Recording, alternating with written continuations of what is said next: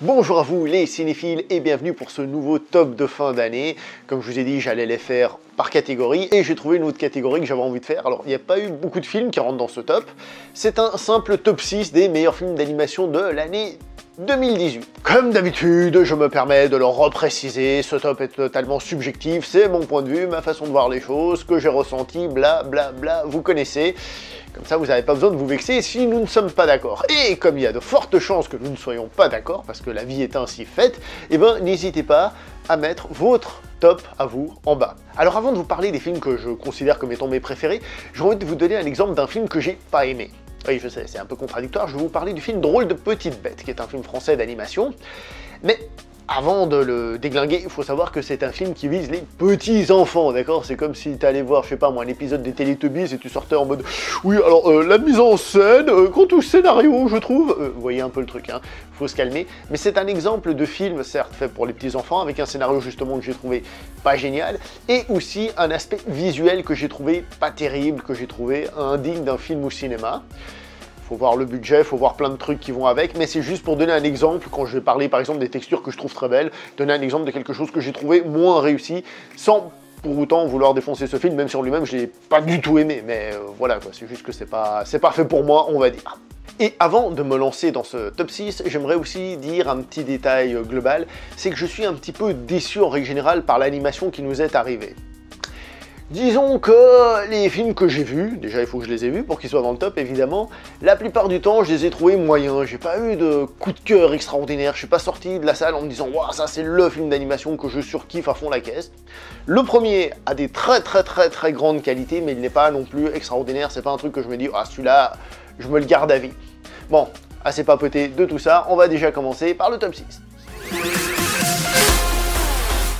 Et en 6ème position, qu'est-ce que nous avons? Hotel Transylvanie numéro 3. Le troisième volet de la saga Hotel Transylvanie, comme vous pouvez sans doute l'imaginer. C'est un film qui est purement comique, qui est là pour nous faire passer un bon moment, pour qu'on rigole un peu, en jouant avec ces monstres qui sont pas monstrueux, qui sont là pour faire rigoler.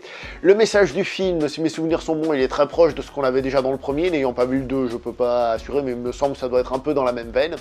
C'est pas un mauvais film, il se laisse regarder, il est plutôt joli, on passe un bon moment, et voilà, il n'y a rien de plus à demander à ce genre de film. Et ce film ne nous donne non plus rien de plus, donc on est content sans non plus aller au-delà.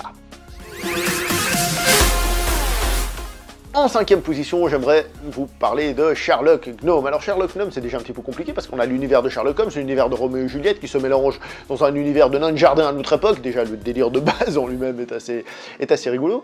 Ce que je me souviens du film, ce que j'ai retenu, c'est déjà un visuel très joli, justement au niveau des textures et compagnie, un rythme assez effréné, un film que pour vraiment comprendre, je pense qu'il faut bien connaître Sherlock Holmes parce qu'il y a plein de références, et si je dis pas de bêtises, je me souviens d'un Moriarty à la fin qui était assez flippant d'une certaine manière, surtout pour les enfants. Après évidemment pour les adultes il n'est pas flippant, mais je me suis dit donc plutôt impressionnant, et j'ai trouvé que ce film était une bonne surprise, franchement une bonne petite surprise, parce que franchement le principe de base, voilà quoi, surtout quand c'est une suite d'un film dont j'avais jamais entendu parler, mais finalement je le trouve pas mal du tout, donc c'est pour ça que je le mets sans peur dans cette 5ème position.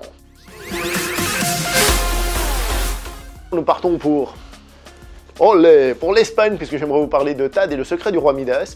Alors c'est déjà intéressant parce que c'est pas un film d'animation américain, c'est un film d'animation espagnol, même s'il essaye de se la jouer américain en cachant toutes les origines, comme j'avais déjà dit pour le premier film.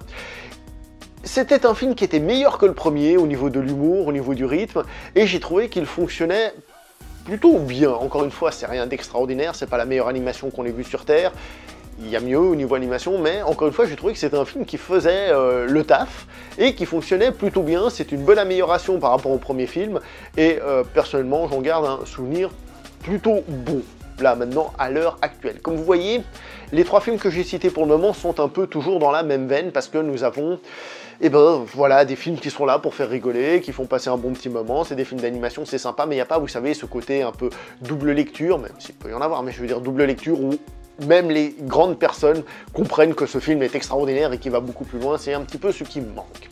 On va passer au film suivant. En En troisième position, je vais vous parler d'un film qui mériterait sans doute d'être plus haut dans le classement, mais je le mets en troisième position par rapport à mon ressenti, par rapport à mon plaisir, par rapport à ce que j'ai ressenti. Je fais une moyenne d'un peu tout, aussi par rapport aux qualités de ce film, puisque ce film c'est L'île aux chiens de Wes Anderson. Ce film, déjà il me caresse dans le sens du poil, puisque étant quelqu'un qui apprécie le cinéma japonais, hein, quand on entend le thème des 7 samouraïs dans un film, bah forcément, moi, ça me plaît.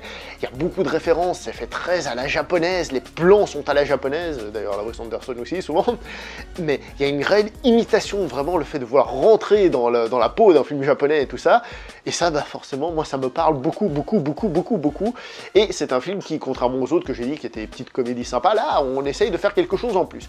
Cependant, malgré ça, c'est pas le film dans lequel je me suis le plus extasié. Et c'est pour ça que je le mets dans cette troisième position. Mais en tant que film, de tout ce top, je peux déjà vous dire qu'en tant que film, c'est le plus honorable, on va dire, le plus film. Si ça veut dire quelque chose. On passe au suivant. En deuxième position, je vais vous parler d'un film dont j'ai déjà parlé dans le top précédent, celui sur les super-héros, que si vous n'avez pas vu, il faut foncer voir tout de suite, là, maintenant, tout de suite, et sans hésiter, parce que je vais vous parler des Indestructibles numéro 2. Alors, comme j'ai dit dans la vidéo, je n'ai pas revu le film depuis, hein, évidemment, donc c'est un film qui a des scènes d'action qui sont absolument prenantes, mais vraiment prenantes, pas juste elles sont sympas et tout. Vous savez, ces scènes qui, quand elles sont tellement bien faites, on oublie ce qu'il y a autour et on est pris dedans. Et j'ai été surpris à quel point j'ai été pris dans ces scènes d'action. Et comme le film commence comme ça, et ben dis donc, il met les points sur les i d'entrée. Je me souviens aussi d'un film plutôt drôle, entre autres avec le personnage de Jack, donc le bébé qui lui m'avait fait vraiment marrer. Certaines personnes ont critiqué un petit peu l'aspect féministe et tout ça, mais moi j'ai trouvé que dans le film, ça allait encore, ça passe, hein. Évidemment, c'est toujours une question de dosage et de comment on le met, et de comment Hollywood en règle générale va gérer tout ça, mais là je trouve que dans le film ça allait encore. Je comprends que ça puisse entre guillemets déranger ce côté forcé de le mettre, vous voyez, ce côté on l'a mis parce qu'il faut le mettre, c'est la mode, ça attire les gens, ça fait des vues sur YouTube si vous voulez, un équivalent, hein, vous voyez. Mais moi ça m'a pas dérangé, et puis en même temps c'est pas une mauvaise cause non plus, hein, dans l'absolu, je rappelle, au passage. Hein. Et je me souviens aussi d'un méchant en toc qui en lui-même n'était pas terrible, et il me semble que chez Pixar en ce moment ils ont un petit peu de peine avec les méchants, mais dans les dessins animés en règle générale je trouve qu'ils ont un petit peu de peine avec les méchants, ça manque un peu de qualité au niveau des méchants, mais bref, le film en lui-même avait des grosses qualités qui m'avaient beaucoup plu, et donc c'est pour ça qu'il est dans cette deuxième position. Nous sommes à la position numéro 1 de mon film d'animation préféré de l'année 2018. Et ce film d'animation, à mon avis, il va surprendre. Parce que quand tu le vois, tu dis, ok, j'ai plutôt bien apprécié, enfin moi personnellement, j'ai plutôt bien apprécié. Et en le laissant décanter dans ma tête, à chaque fois ça faisait tweak, la qualité montait dans ma tête. Et je me suis dit, mais en fait, ce film est excellent. Ce film est excellent. Il s'agit de Smallfoot ou de Yeti et compagnie, si je dis pas de bêtises en français. Et ce film, eh ben, vous voyez les films sympathiques, rigolos que j'ai dit tout à l'heure, bien faits, etc. Ben, c'est un film dans ce genre-là, c'est sympathique, c'est rigolo, c'est bien fait, il y a de la musique, en plus c'est des reprises de musique qui existent, je crois, je vais pas vérifier, mais c'est ce qu'on m'a dit, c'est pour ça qu'elles sonnent plutôt bien. Ok, en changeant les paroles, c'est bien. Donc tout ça, c'est très réussi, l'aspect film d'animation, on va dire classique, pour passer un bon moment.